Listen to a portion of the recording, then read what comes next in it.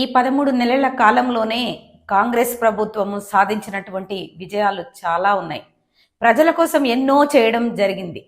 మహిళలకు ఉచితంగా RTC bus ప్రయాణం కల్పించడం జరిగింది. గ్యాస్ సిలిండర్ పైన 500 రూపాయల సబ్సిడీ ఇవ్వడం జరుగుతుంది. అదేవిధంగా 200 యూనిట్ల వరకు కరెంటు ఫ్రీగా ఇస్తున్న విషయము అందరికీ తెలిసిందే. తెలంగాణలో ప్రతి నియోజకవర్గానికి ఒక ఇంటిగ్రేటెడ్ స్కూల్ పెట్టడానికి చర్యలు తీసుకుంటున్నారు. ఆరోగ్యశ్రీ ఒకప్పుడు 5 లక్షల వరకే పరిమితి ఉండేది. దాన్ని 10 లక్షలకు పెంచడం కూడా జరిగింది. డిఎస్వి ద్వారా 1162 టీచర్ పోస్టులను భర్తీ చేయడం జరిగింది. సంవత్సరాల తరబడి ఉద్యోగుల ప్రమోషన్స్, ట్రాన్స్ఫర్లు పెండింగ్ లో ఉన్నవి, వాటిని ఎలాంటి ఇబ్బంది కలగకుండా ప్రమోషన్లు ఇవ్వడం కూడా జరిగింది. బదిలీలు కూడా చేయడము జరిగింది. తెలంగాణ సోషల్ వెల్ఫేర్ హాస్టళ్లలో సుమారు 7,65,000 మంది విద్యార్థులకు డైట్ ఛార్జీలు, కాస్మెటిక్ ఛార్జీలు 40% వరకు పెంచడం జరిగింది. తెలంగాణ విద్యా కమిషన్ ఏర్పాటు చేసి మాజీ ఐఏఎస్ ఆకునూరి మురళి గారిని నియమించడం కూడా జరిగింది.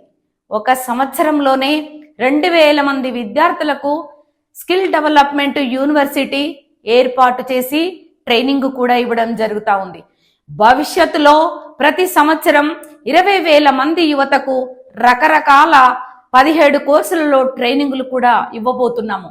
ఈ సంవత్సరం గణనీయంగా విద్యా అభివృద్ధి కోసం 11.25% బడ్జెట్ను కూడా పెంచడం జరిగింది. ఈ ఒక్క సంవత్సర కాలంలోనే కొత్తగా 8 మెడికల్ కాలేజీలకు పర్మిషన్లు కూడా తీసుకురావడం జరిగింది. తీసుకురావడం వలన 400 ఎంబీబీఎస్ సీట్లు పెరిగినాయి. వైద్య రంగంలో 7,700 ఉద్యోగులను నియమించడం కూడా జరిగింది. ఇందులో 700 మంది స్టాఫ్ నర్సులు ఉన్నారు. కొత్తగా 200 అంబులెన్సీలను తీసుకురావడం కూడా జరిగింది.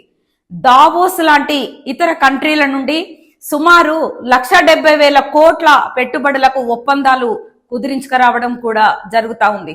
ఆహార కల్తీ జరగడం వలన ప్రజలు అనారోగ్యాలకు గురి అవుతున్నారని వివిధ సంస్థ పైన దాడులు చేసి 500 కేసులు బుక్ చేయడము మీ అందరికీ తెలిసిందే.